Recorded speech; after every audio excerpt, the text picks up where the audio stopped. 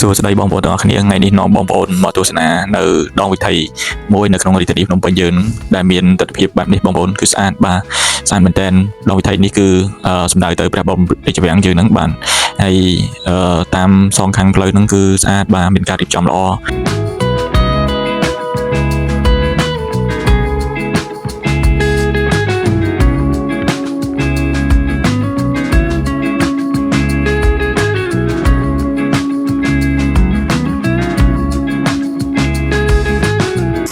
នៅទីតាំងនេះក៏ជាកន្លែងមួយដែលល្អដែរបងប្អូនវាជាកន្លែងដែលអំណោយផលដើម្បី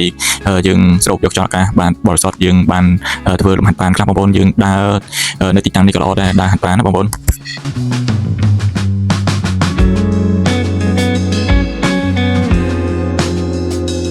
ហើយទីតាំងនេះក៏ជាទីតាំង Walk Street ដែរបងប្អូននៅរៀងរាល់ថ្ងៃសៅរ៍អាទិត្យគឺបានន័យថាមានបងប្អូនយើងដើរច្រើនបាទដើរច្រើនហើយសម្បូរទៅដោយបងប្អូនអាជីវករគាត់យកទំនិញមកដាក់លក់បាទទីតាំងនេះហើយជាឱកាសហ្នឹងក៏យើងដំណើរកម្សាន្តផងយើងជួយទិញនៅផលិតផលខ្មែរយើងមួយចំនួននៅទីតាំងនេះផងដែរបងប្អូន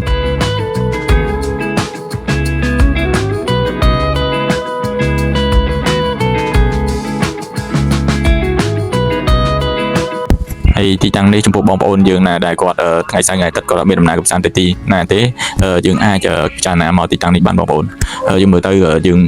អាចបានន័យថាធ្វើអារម្មណ៍យើងធូរស្រាលដែរនៅទីតាំងនេះយើងអាចមកទិញរបស់ហូបចុកបាននៅទីតាំងនេះហើយធ្វើការដើរកម្សាន្តបានដើរកម្សាន្តពីព្រះបរមរាជវាំងរហូតមកដល់នៅចុងផ្នែកខាងនេះបានគឺឆ្ងាយបានយើងដើរទៅមានអារម្មណ៍ថាស្រួលខ្លួនដូចជាហាត់ប្រាណដែរបងប្អូន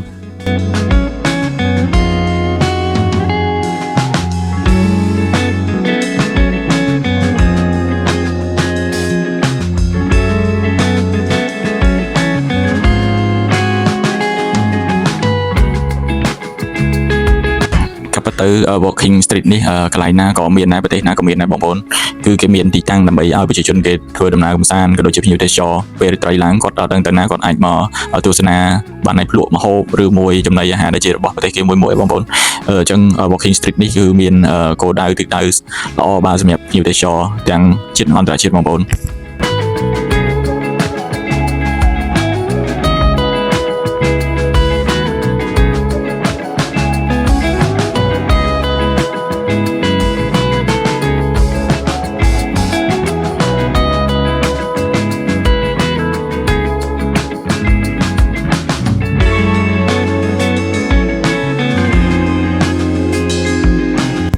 Walking Street នេះ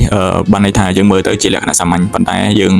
ត្រូវមានការចាប់ចង់ដែរបងប្អូនពីព្រោះថាជាទូទៅភ្ញៀវទេសចរបាទជាតិទាំងអន្តរជាតិគេជាពិសេសភ្ញៀវទេសចរអន្តរជាតិគេតែងតែស្គាល់ប្រទេសមួយតាមរយៈទីកន្លែងណាមួយដែលគេមានដាក់នៅក្នុងគំនិតរបស់គេបងប្អូនជាពិសេសគឺជាលក្ខណៈជាតិបែបហ្នឹងគឺគេមានការចងចាំបាទមានការចងចាំហើយគេទៅទីណាក៏គេនៅតែឃើញណាថា